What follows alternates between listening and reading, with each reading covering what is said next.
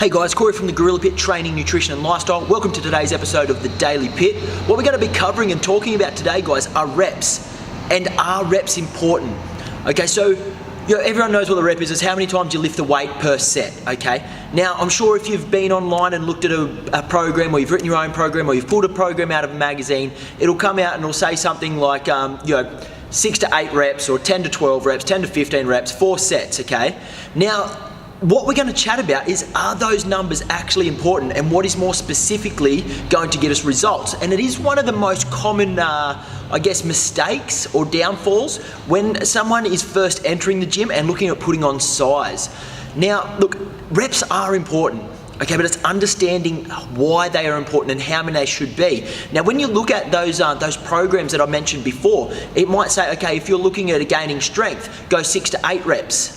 If you're looking at training for size, it's that 10 to 15 sort of rep range. And guys, that is correct. But more importantly, what it comes down to is the tempo, or the speed at which you lift. Okay, because at the end of the day, the rep isn't going to mean anything really if you don't have a tempo. All right, what it comes down to is how long that muscle is under tension. That's how it's going to respond. All right, so for example, if we take the 10 rep set for example, and we're going 1 second down on bench press, 1 second up, how long is that set going to take? It's going to take 20 seconds, yeah? 2 seconds per rep for 10 reps. Now there's a massive difference if I change and do that same 10 reps, but with a 4 second negative and a 1 second up. I'm still doing 10 reps, but that set is now going to be 50 seconds. There is a 30-second difference in those 10 reps. Your body will respond differently. So it is important to know your reps, but more importantly, it's understanding the time under tension.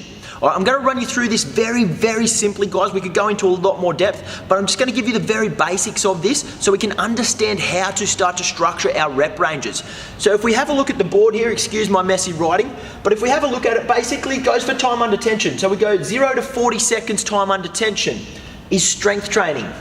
40 seconds to 90 seconds is predominantly your size training, and anything above the 90 seconds is your endurance. So we won't really be talking too much about the endurance side of it today, guys. We're going to be talking about the strength and the size of it.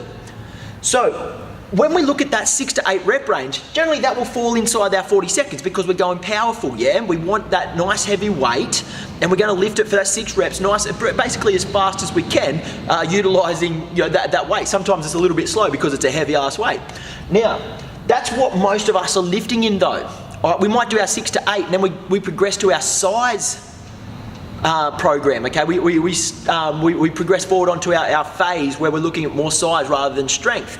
So we go to our 10 to 15, but at the same time, we're still using those quick reps. We're still 1 second down, 1 second up. So if we do that 10 reps or 15 reps at that 2 seconds, it's only a 20 to 30 second set, guys.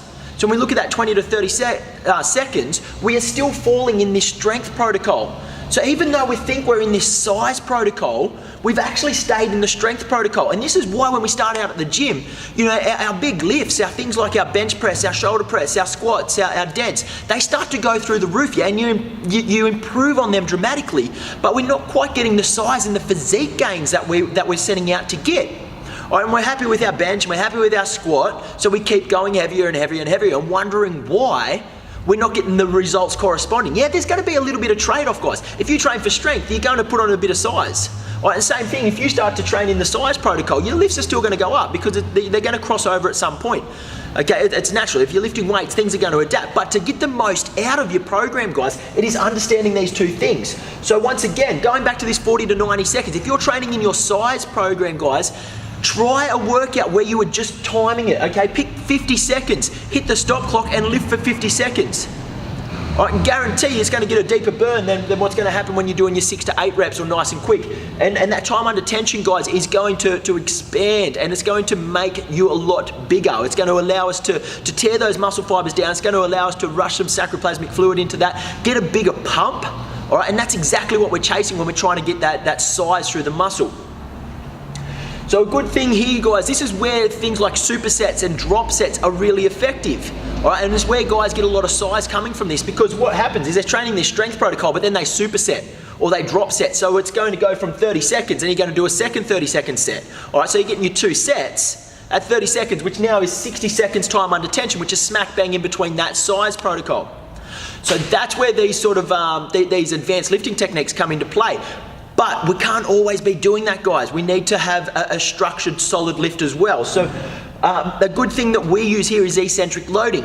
All right, what that means is as the muscle lengthens, you are stronger. So as you lower the weight, you can actually take more, I guess, strain through that lift. So if we take the bench press again, for example, on the way down, we're a lot stronger than what we are on the way up. So to get this, we'll go to our 10-second set again, for example. We're gonna go our 4 seconds down, 4, 3, 2, 1, and then press up for 1. So 5-second rep, 10 seconds, 50 seconds, gonna hit us right in between that size. Now why that's effective, guys, is utilizing that eccentric load.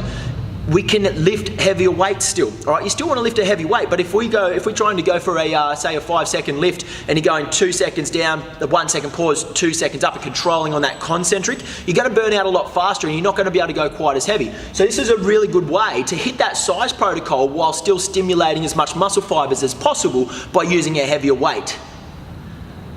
So guys, have a look at your current program. If you're struggling to put on size, see if you're training in the size protocol, if you're training in the strength protocol. Suss it out. If you're not training in the right protocol, you don't have the programming to make the switches in between, start to do some research and start to play around with these time under tensions rather than reps. So as I said at the start, guys, reps are important, but what's more important is the speed and the time under tension and the tempo of that rep. When we can get that right and when we got that program right, that is when we're gonna get wicked results, guys. Suss out your own program, see how it's going. If you've got any questions on the time under tension or the tempo in which you should be lifting, drop a comment below. If you got something out of this, give us a like, give us a share. Otherwise, I'll catch you on the next episode. Thanks, guys.